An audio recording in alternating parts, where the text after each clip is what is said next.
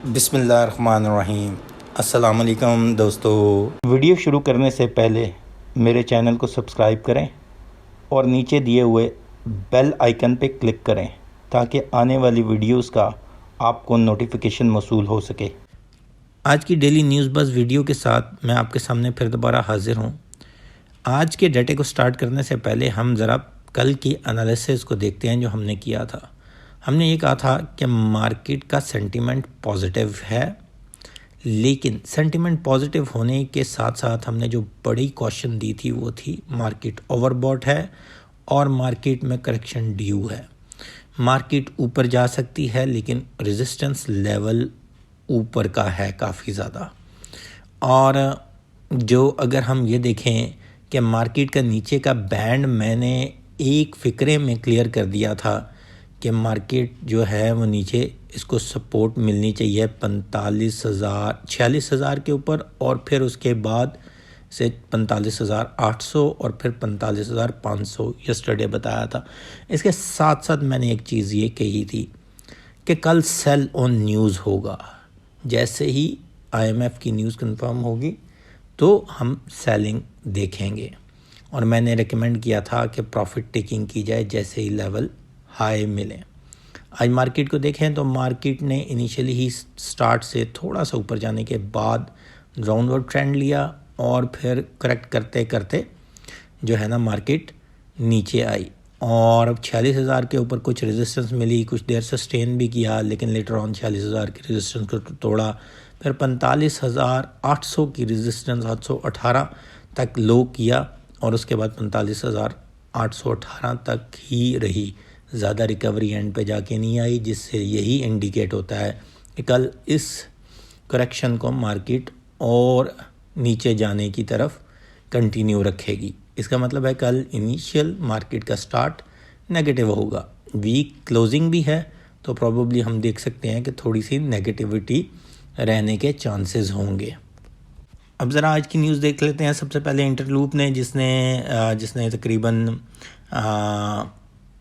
अपना छठा प्लांट लगाने के बारे में जो प्लान किया था उसकी एग्जीक्यूशन के बारे में इंफॉर्मेशन शेयर की है स्टॉक मार्केट के अंदर।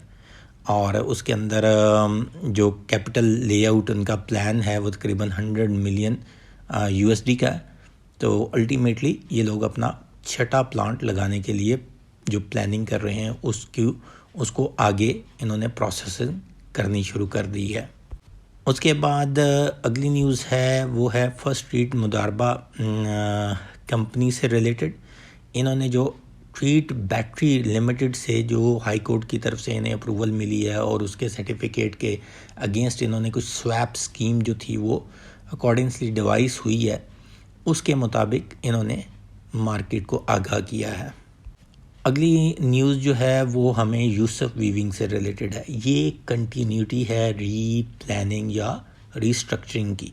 यूसुफ वीविंग ने 2 मेगावाट का इलेक्ट्रिक सोलर पावर प्लांट जो है वो एक कंपनी के साथ डील की है जिसमें 9 रुपये 90 पैसे के हिसाब से यूनिट इन्हें मिलेगा और उसमें 3% पर एनम उसकी प्राइस में ग्रोथ आने के चांसेस हैं।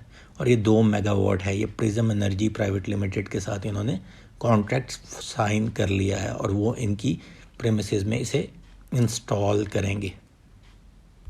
अगली न्यूज़ जो है वो APL के बारे में है, अटक पेट्रोलियम लिमिटेड के बारे में, जिससे रिलेटेड जो है बिज़नेस रिकॉर्डर ने एक ख़बर शाया की थी कि 1.6% इनकी जो सेल है डिटोरिएट हुई है, जबकि इन्होंने कंफर्म किया है कि इनकी सेल में तकरीबन 19% इजाफा हुआ है ईयर टू ईयर बेसिस के ऊपर।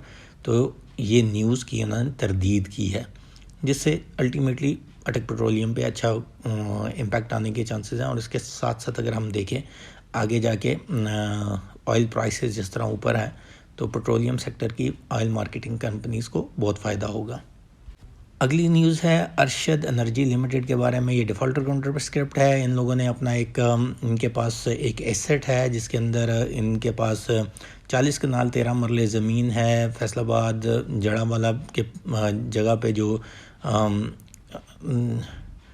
जो इन्होंने शेखपुरा रोड के ऊपर लगी हुई है 35 किलोमीटर इनके पास जो प्लांट है उस को प्रपोज़ किया है सेल आउट करने के लिए, ताकि ये अपने नए बिज़नेस प्लान को रीस्ट्रक्चर कर सकें।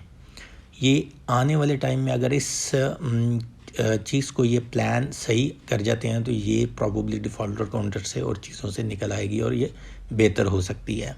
अगली न्यूज़ है जुबली स्पिनिंग से रिलेटेड, जो अपना वीविंग और स्पिनिंग का जो इनके ऊपर लोन्स हैं बैंक की तरफ से, तो उसको इन्होंने रिस्ट्रक्चर किया है, रीप्लान किया है, बैंक ने इन्हें अप्रूवल दे दी है। ये भी डिफ़ॉल्टर काउंटर पे है, लेकिन इसमें मूवमेंट आ सकती है कि जैसे ही रिस्ट्रक्चरिंग होगी लेटर ऑन ये प्लान करेंगे how to chalk out that restructuring plan to pay out the loan of Habib bank.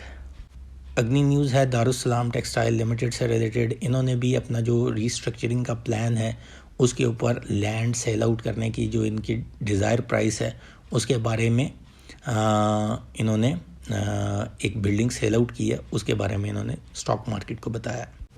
अब देखें अगर तो सबसे अहम जो है हम अपने पोर्टफोलियो को देखते हैं। आज मार्केट जिस तरह डाउन थी, हमारा पोर्टफोलियो वहाँ कहाँ खड़ा था, जो हमने स्क्रिप्ट सेलेक्ट किए हुए थे उनकी क्या पोजीशन रही।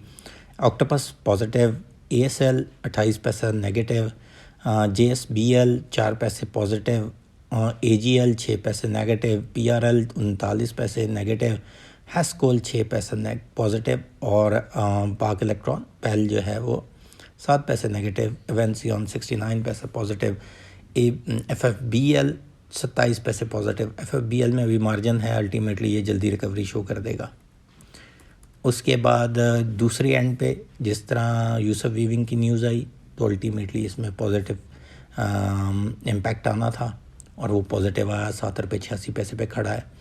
अगला टेलीकार्ड नेगेटिव हुआ और 97 पैसे नेगेटिव चला गया। मुगल स्टील 95 पैसे नेगेटिव। GGL की मैंने 2 दिन पहले ही एक्सपेक्टेशन बता दी हुई थी कि इसमें प्रॉफिट टेकिंग अब होगी, लेकिन घबराना नहीं है आपने, इंशाल्लाह ये वापसी रिकवरी जल्दी शो कर देगा।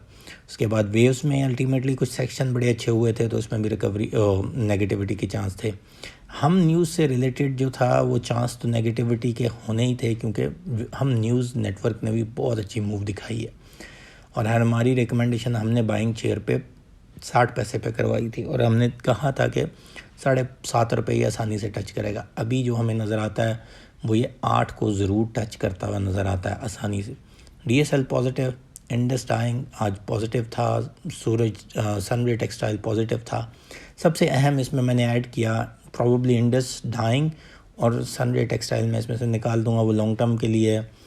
बीको स्टील के बारे में मैंने कल एक न्यूज़ दी थी, मैंने अपने ग्रुप में जब ये न्यूज़ इन्होंने कंफर्म की थी बहुत पहले अप्रूवल के लिए ये काम भेजा था, तो तब इसकी प्राइस थी 18 रुपये पे। तब मैंने ये कहा था कि इसे ले के रख लें 2 से 3 हज़ार शेयर, और ये उस टाइम 18 रुपये पे था। आज इसने 23-19 का हाईएस्ट टच किया। कल भी मेरे ख्याल में ये पॉजिटिविटी के साथ ही खुलेगा, इवन दो मार्केट नेगेटिव होगी।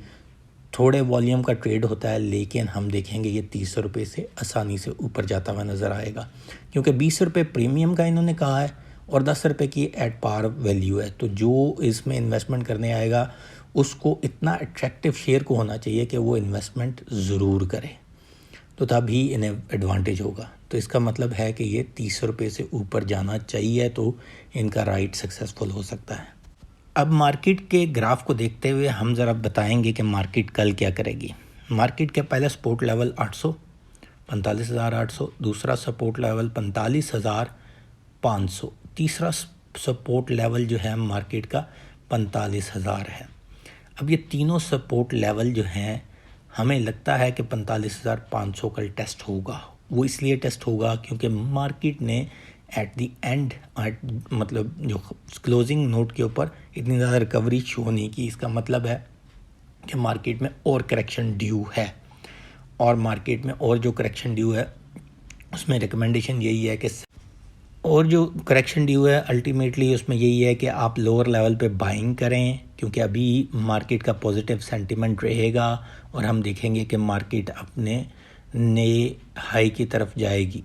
मार्केट ने अभी जो 46,500 का टच किया था वो पिछले साल नवंबर का हाईएस्ट टच था, लेकिन अब ये उससे ऊपर जाएगी जैसे ही रिकवरी मोड में आएगी।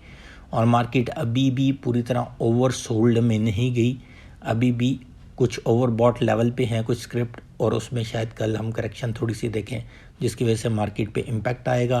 प्रॉबली हम ये देखेंगे कि आखिरी हाफ में कुछ बाइंग भी जनरेट होगी, जिससे ये है कि अब कितनी बाइंग जनरेट होती है ये डिपेंड करता है कल के मार्केट के अंदर न्यूज़ इन्फ्लेक्स के साथ भी और लोगों के इंटरेस्ट के साथ भी। लेकिन ये एक इम्पॉर्टेंट चीज़ होगी कि मार्केट आने वाले वीक में बेहतर होती हुई नज़र आएगी, तो जिससे हम ये देख सकते हैं कि कल आप अर्ली हाफ में अगर आपने कोई बाइंग करनी है तो उसका वेट करें।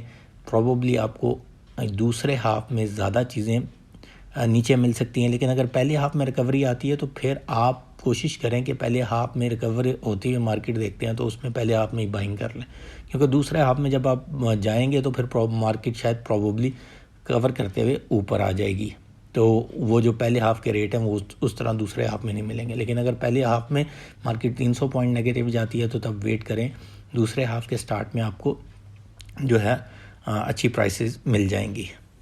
शुक्रिया दोस्तों, चैनल को सब्सक्राइब करना मत भूलिएगा। अल्लाह हाफिज़।